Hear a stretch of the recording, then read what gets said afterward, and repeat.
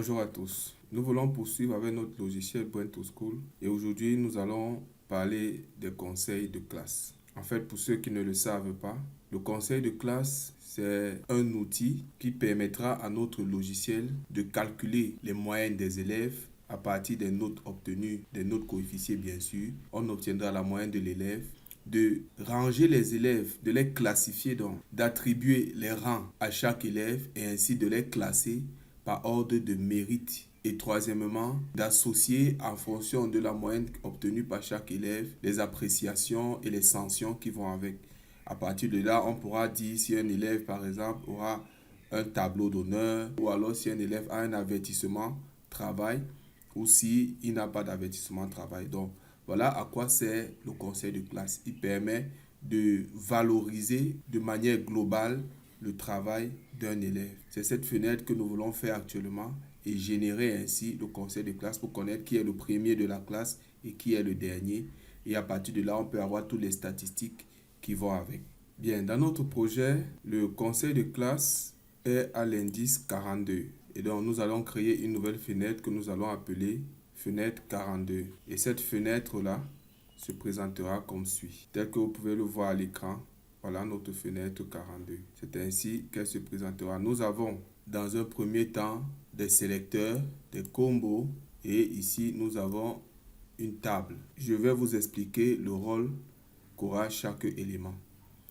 Le premier sélecteur, ordre d'affichage, affichera les élèves par ordre alphabétique ou alors par ordre de mérite. Or, l'ordre de mérite ici dépendra de la moyenne obtenue par les élèves et l'ordre alphabétique, bien sûr, par leur nom. Le deuxième sélecteur période du conseil nous permettra d'afficher le conseil de classe en fonction soit d'une séquence, soit d'un trimestre ou d'une année. Et là, nous avons les combos qui nous permettront de choisir si on a choisi séquence, alors au niveau de période, on va charger la période. Si on a choisi trimestre, au niveau de période, on va charger le trimestre. Et si on a choisi année, au niveau de période, on doit choisir les années. Donc voilà. Et maintenant, notre tableau, voilà comment il se présente. Je vais vous montrer la description du tableau. Bien, voilà comment notre tableau se présente. Ici, nous avons N, qui est un numérique qui va nous permettre de lister, de connaître le nombre d'élèves qu'il y a dans la classe. Ici, nous avons la photo de l'élève qui va s'afficher, c'est une image. Le nom de l'élève, le total de N fois C, le total des coefficients, la moyenne. Nous savons que la moyenne est égale au total de N fois C divisé par le total des coefficients et là on obtient la moyenne.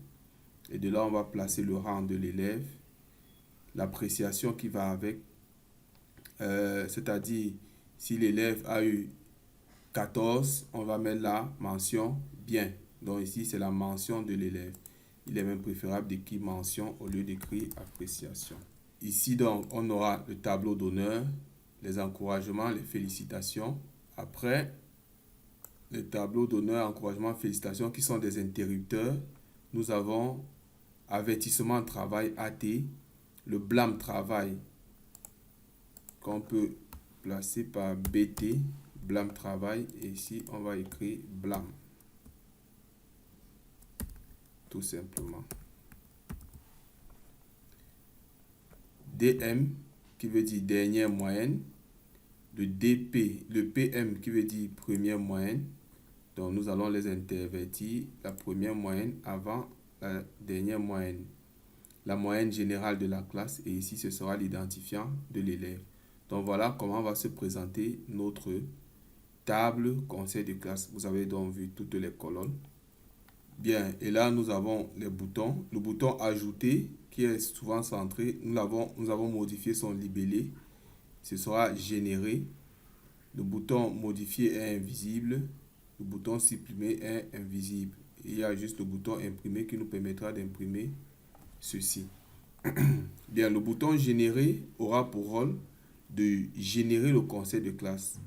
Générer le conseil de classe, ça veut dire de faire donc toutes les opérations qu'il faut faire, calculer, faire la somme totale obtenue dans les matières, faire la somme des coefficients, diviser le total des matières par le total des coefficients, trouver la moyenne et ranger les élèves en fonction de leur moyenne. Voilà donc pour ce qui concerne notre fenêtre 42.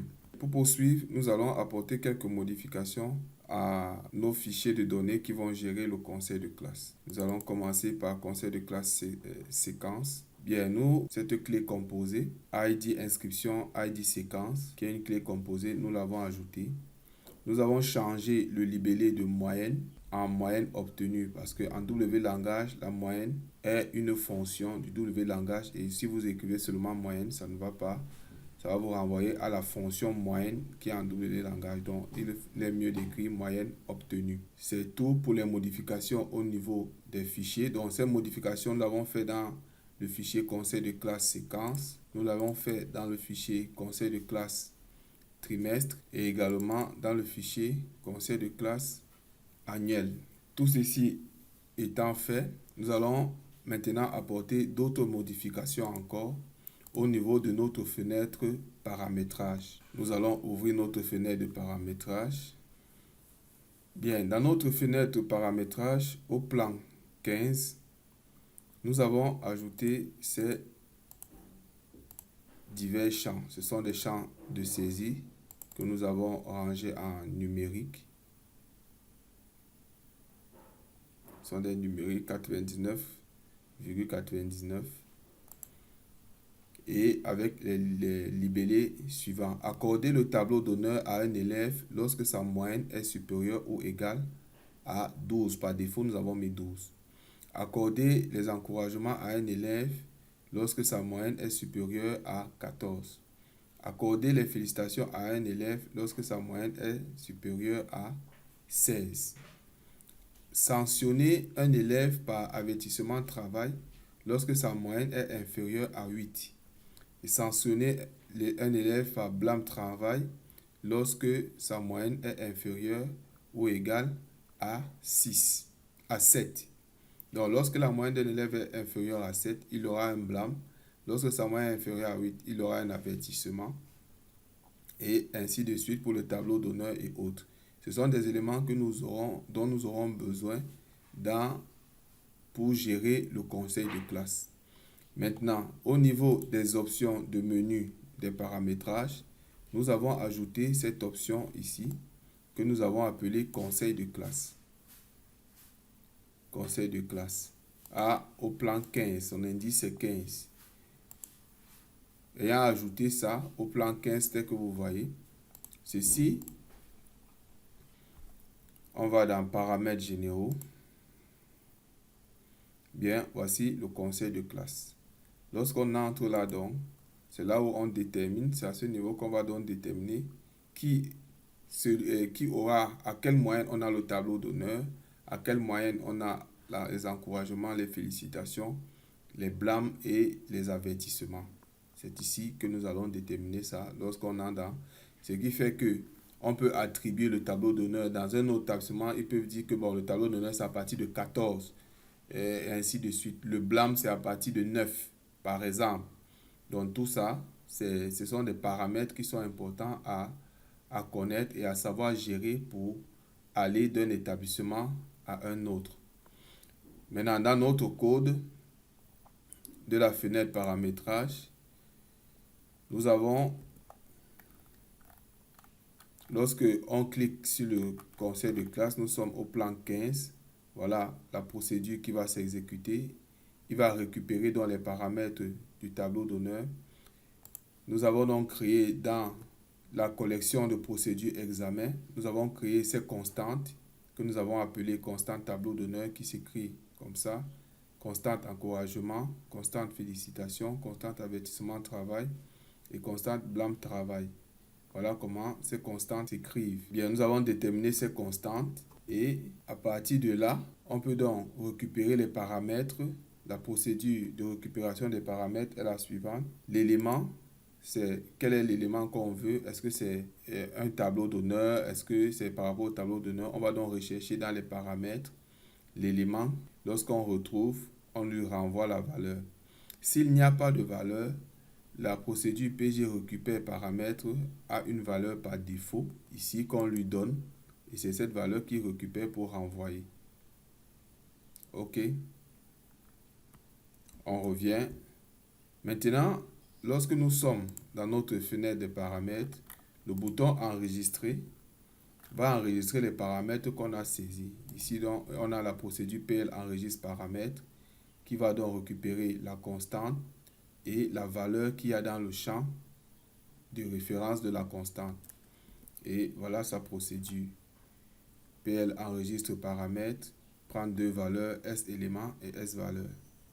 On rase toutes les valeurs des paramètres et on modifie si on a trouvé l'élément et ici on ajoute si on n'a pas trouvé l'élément.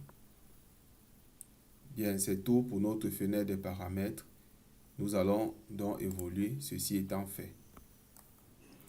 Pour vous en douter certainement, pour pouvoir générer un conseil de classe, il faut bien qu'il y ait des notes dans une classe. Parce que s'il n'y a pas de notes, on ne peut pas tester notre code de génération du conseil de classe. Donc, c'est pourquoi, ici au niveau de la fenêtre démarrage, j'ai créé une procédure qui va générer de manière aléatoire les notes des élèves. C'est cette procédure que j'ai appelée PL enregistre notes aléatoires. Cette procédure, qu'est-ce qu'elle fait? Cette procédure va parcourir tous les élèves qui sont inscrits et pour chaque élève, elle va récupérer les matières qui sont dans la classe de cet élève au cours de l'année où il est inscrit. Donc cet élève va avoir un tableau de matière qu'on appelle ST programme. Maintenant, si ce tableau de matière est vide, c'est-à-dire que si dans la classe de l'élève, il n'y a pas de matière, alors il ne va pas exécuter la suite du code, il va continuer. Mais si dans la classe de l'élève, il y a des matières, il va donc parcourir toutes les matières de cette classe et chaque fois qu'il va parcourir, il va déterminer et récupérer ici le NID période. Bien, NID période, c'est l'identifiant de la première composition ou de la deuxième ou de la composition dont vous voulez enregistrer les notes. Dans ce cas précis, l'identifiant là c'est 1. Chez moi c'est 1. Chez vous ça peut être différent, ça peut être je ne sais pas 5, 10, 15, 20, 50. C'est à vous de savoir à partir de la base de données. Vous pouvez l'observer à ce niveau-ci. Vous entrez plutôt à séquence. Lorsque vous entrez à séquence, vous êtes ici et vous récupérez, voici l'identifiant, ici c'est 1. Donc ma première évaluation a pour identifiant 1. C'est pourquoi j'ai mis ici 1. Si je vais saisir les notes de la deuxième évaluation, je vais remplacer le 1 par 2. De la troisième, je vais remplacer le 2 par 3, ainsi de suite, vous l'avez compris. Lorsque j'ai récupéré dans l'identifiant de la période, mon VNote comme étant un variant. Et je génère donc une note pour cet élève à cette matière. La procédure de génération de la note, la voici. Aussi simple que vous pouvez l'apercevoir. J'ai défini une chaîne ici, qui est une chaîne de chiffres. 1, 2, 3, 9, 1, 1, 0, 2, 8, 3, 7, 1, 1, 4, 6, 5, 2, 3, 1. J'ai multiplié le chiffre 1, le chiffre 2 et le chiffre 3. Tout simplement parce que je veux que ce soit eux qui soient le plus mis en exergue. Et vous voyez, le chiffre 1 apparaît pratiquement 6 fois dans notre chaîne. C'est pour que le 1 soit rapidement choisi par rapport aux autres chiffres. Maintenant, nous savons qu'une note s'écrit de la forme 12,5 par exemple. Maintenant, pour faire dans un 12,5, on aura un premier groupe de chiffres, un deuxième groupe de chiffres, un deuxième chiffre, le point, tel que vous voyez, un groupe de chiffres, plus un dernier groupe de chiffres. Ceci nous donne donc 12,5. Maintenant, lorsqu'on a ce nombre, on sait pertinemment qu'on peut avoir, au lieu de 1 ici devant, on peut avoir 9.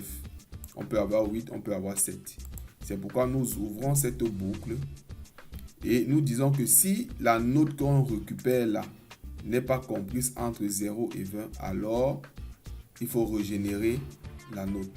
Maintenant, si c'est comprise entre 0 et 20, alors renvoie-nous la note qui est générée. Mais si ce n'est pas le cas, régénère encore jusqu'à ce qu'on ait une note comprise entre 0 et 20.